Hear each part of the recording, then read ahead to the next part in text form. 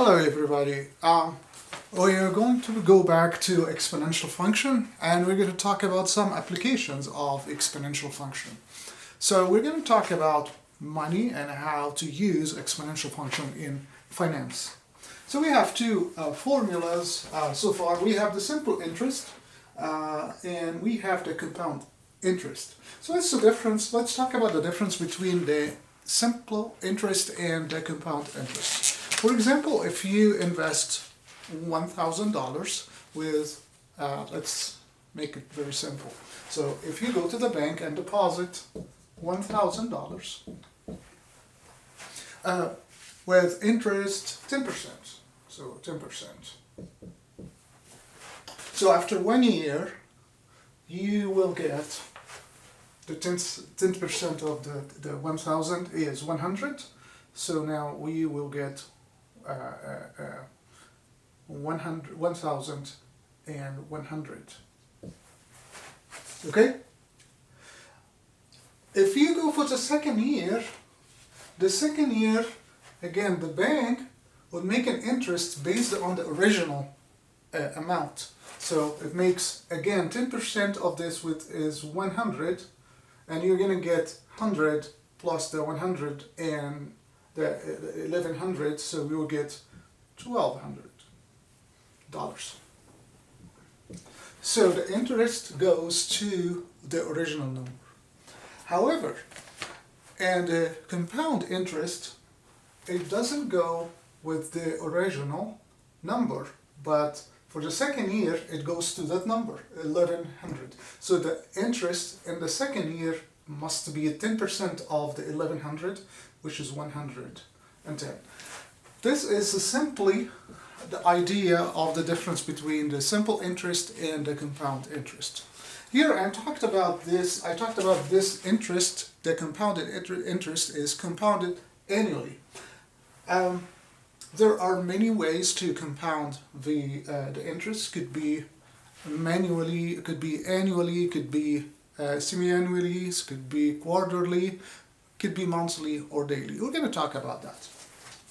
So first of all, we're going to introduce the simple interest.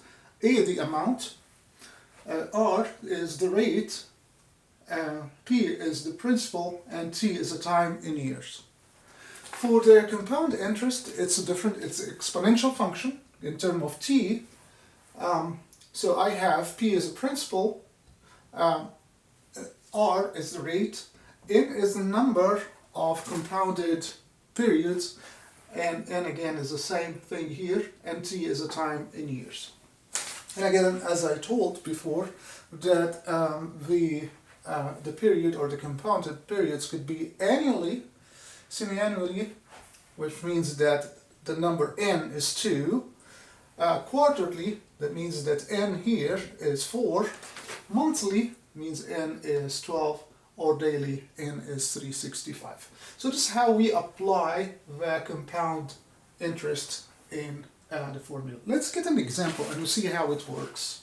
So find the amount in the saving account after $2,000 is invested at 5% compounded monthly. So I'm going to underline each number here. So here is the principal, and invested at 5%. So this is the rate, but I have to put it in a decimal form. Compounded monthly. So when I say monthly, it means N is 12 for 3 years. So here is the time, T is 3. So let's write the formula here and apply it down there. So A is the amount that I'm looking for.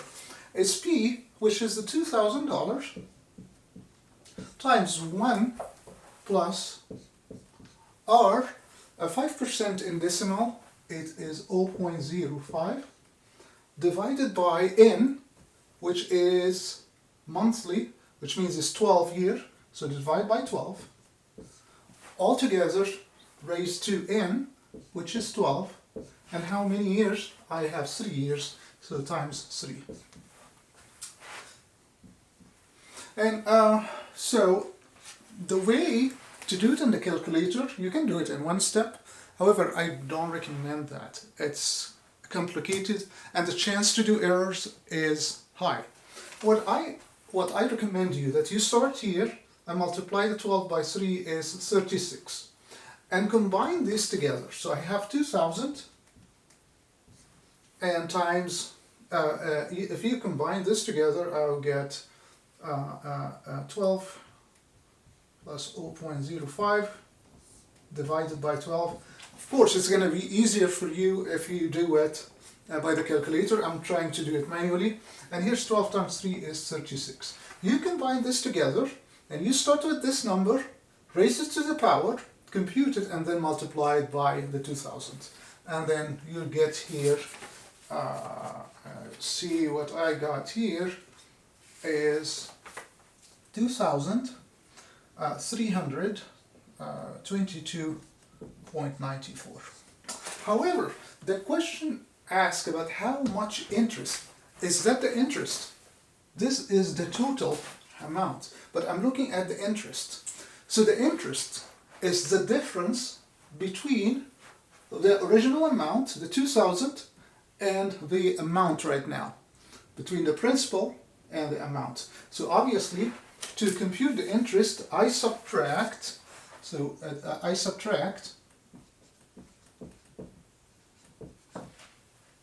minus 2000, so I'll get 322.94. Okay, and this is the answer of the first example. Let's get another example and to see how that works. So the second example is a little different. So how much should be invested in an account? So how much should be invested? So I don't know about P. So P is unknown. To earns 2.5% compounded semi-annually. So this is R, and I can write it in a decimal. That's 0.025. Semi-annually means that N is 2. And it has $3,000 after 4 years. So this is A, and the 4 years is T. So now I analyzed my problem, and I want to get P. Okay, let's write the formula first. A equals P times 1 plus R over T, 2 NT. Okay, I know A, I know R, I know T, I know N, I know T, but I don't know P. So I'm going to write them down first. I have 3,000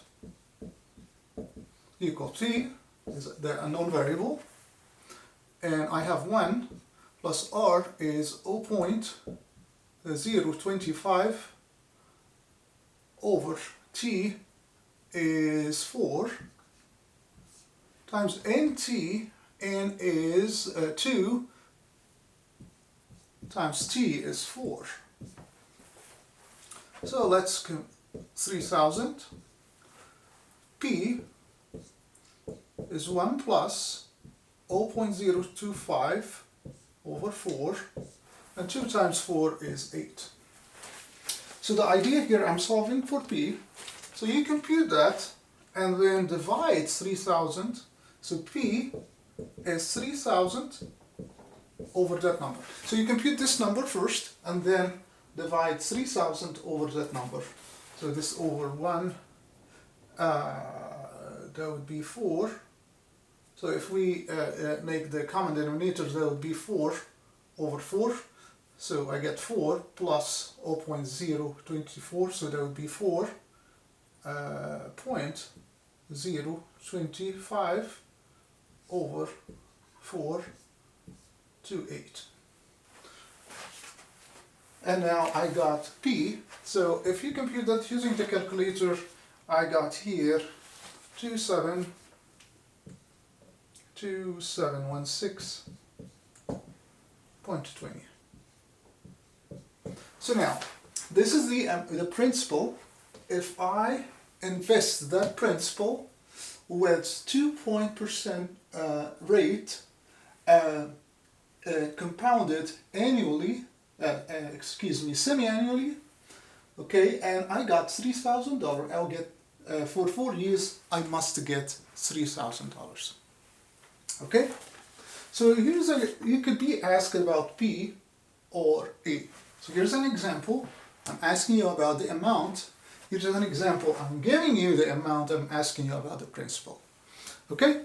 Let's get another idea of the investing, which we call it the continuously compounded.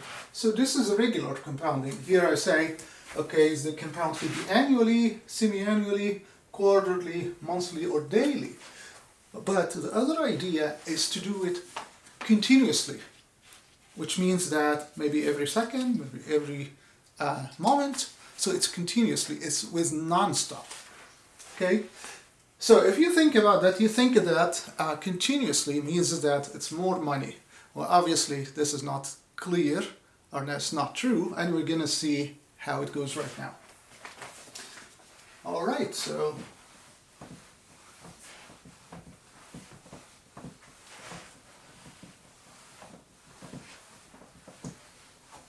let's get that. So my formula here, the continuously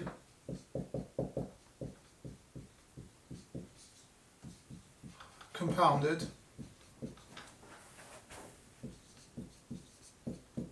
interest, I have A is P e to RT. So now we have E again. We talked before about the natural base. That's E, which is 2.72, this big number that I have explained the last time. So I'm going to use this to explain how to compute the amount continuously compounded. Okay, so here again, A is the amount, P is the principal, E is the base, it's 2.71, and R is the rate, T is the time in years. Okay, let's get an example.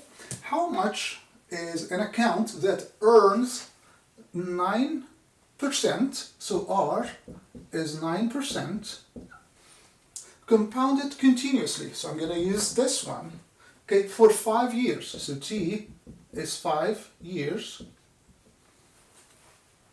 when $700 is invested.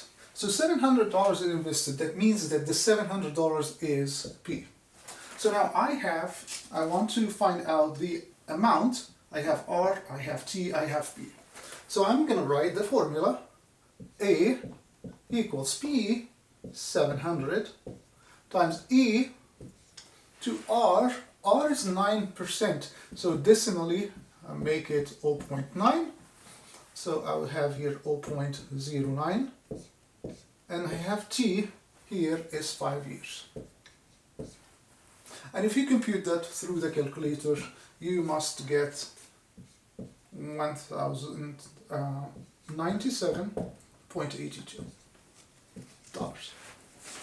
So the difference between this idea and the compounded interest is we used the other one, regular base, but here is the natural base.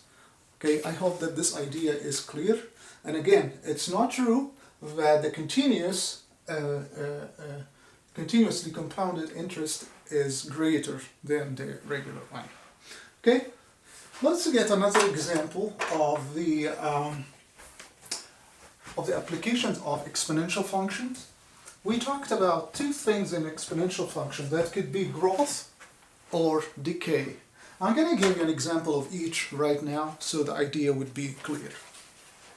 So the idea of, we call this the half-life, and is your note, half-life. the formula for half-life is A to T equals A naught 1/2 to half-life over, 1 over half-life.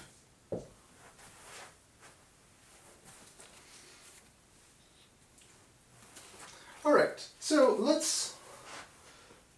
the idea here is this is the amount, as we explained here,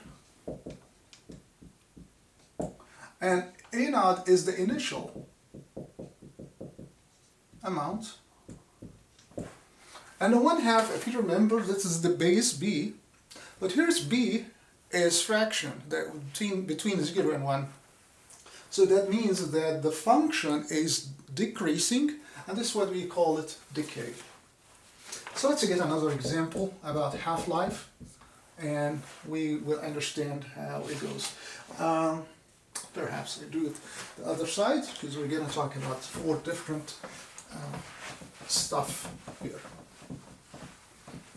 Okay, so this question has, if you go for your notes, have 4 parts. So the half-life of strontium 90 is 29 years. So the half-life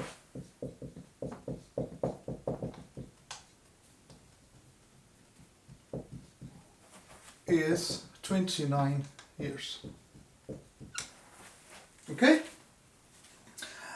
Okay, a scientist has 40 milligrams of strontium. So when I say has 40 milligrams, that it starts by the initial amount is 40 milligrams. So A naught 40 milligrams. Okay, write the exponential model function that gives the amount of 90 strontium 90 left after years. Okay, so I'm going to write this equation again. A T equals A naught, I have A naught is 40, okay, times 1/2, there is no change in 1/2, but I have here 1 over half-life. So basically that would be 1 over, what is the half-life here? 29. I think oh, this is not 1, I'm sorry about that. That should be T. That should be T. Because this is a function in terms of T. So that is T. Yeah, please correct that. Alright. And then the half-life is 29. So let's write this down here. So here's my model. Here's AT is 40 times 1/2 of T over 21. So this is my exponent. So this is part A. Part B, I ask how much strontium is left after 29 years. So I have the years, the number of years of is 29. So okay, I plug here A of 29. So think about that. 29 is the half-life. 29 is the half-life. And I have 40 milligrams. So if you think about it, what is the half-life of 40? That must be 20. So let's see that. So this is 40 times 1/2, and we have T is 29. There's T 29, 29 years over 29. And what is 29 over 21? Is 1. So I have 40 times 1/2. And what's 40 times 1/2 is 20 milligrams. And this is very logical because half-life of the 40 is 20. Part C.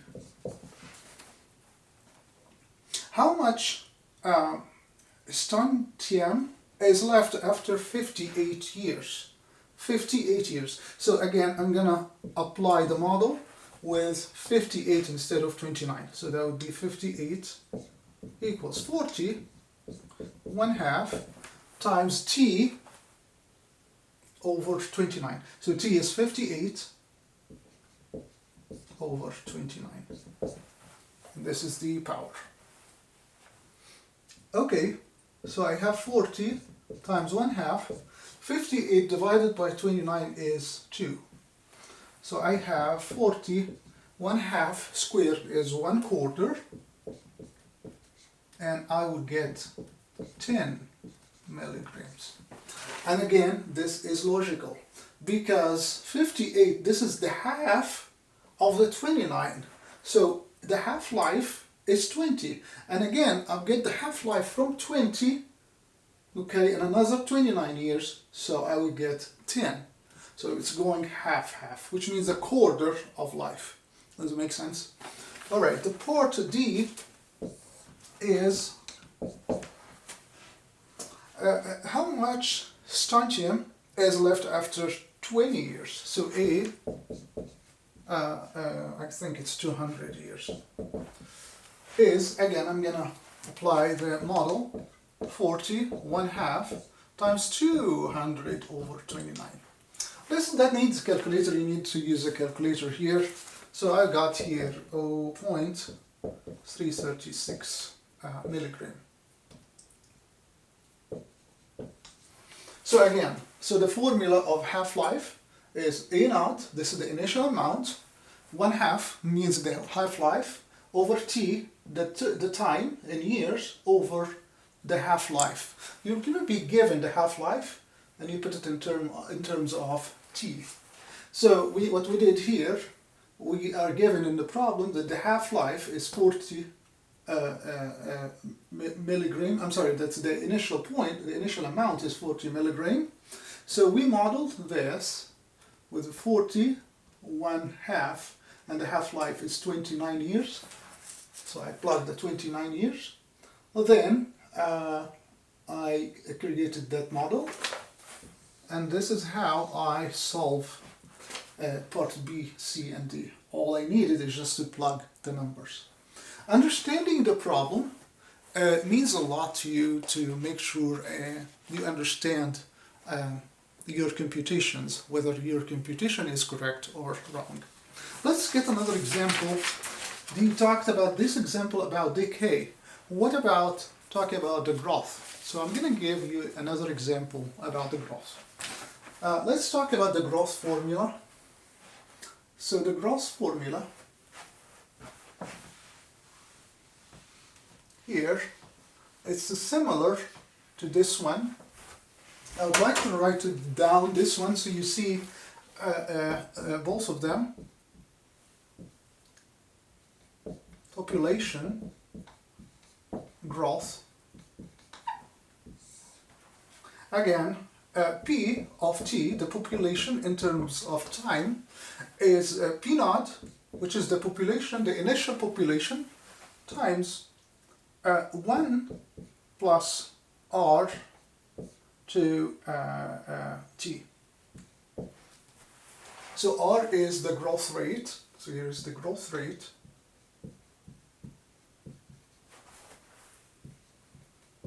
and P naught is the initial population. Okay, let's get an example about that and see how the growth of the population works. Okay, the population of the city in 2010 is 5,600. So P naught, the population in 2010, and growing at 2.1% per year. So the growth R is 2.1%. I'm going to convert it to decimals. 0.21. Okay, 0.021. Write the exponential model function that gives the number of people in the city after T years. Let's see that T is the number of years since 2010. Meaning that if I'm trying to explain the population in 2011, that doesn't mean I have to put t as 2011, but t should be 1 because we started as 2010. So it's 1 year since 2010. Okay, so the model here, I have this model here, PT equals the population, the initial population I'm giving here, 5,600 times 1 plus the rate of the population, rate of growth is 0.021 to t, and t here is my variable. Okay, again, I marked the stuff from the problem. I have 5,600, the initial population. The rate, I'm given the rate is 2.1%.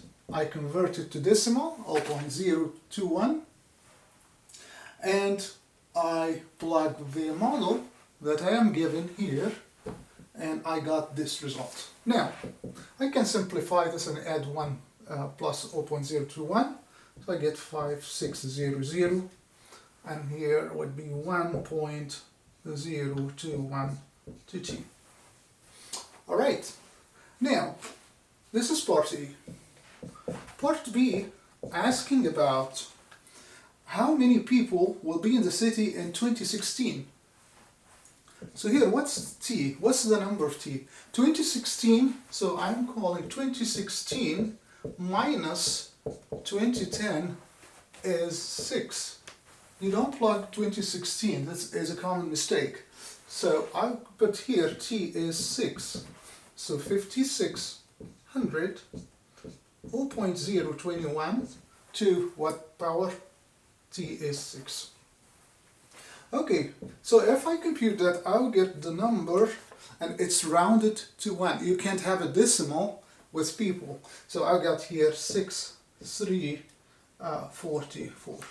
So the initial population was 5,600, and it became 6,344 after 6 years. So this is a total thing that we talked about today about the exponential functions. We have some applications about exponential functions. We knew how to graph the function, how to see the domain and the range, horizontal asymptote, and how to understand the growth and decay of exponential functions. Please let me know if you have any question. We can discuss that in a meeting together. Thank you.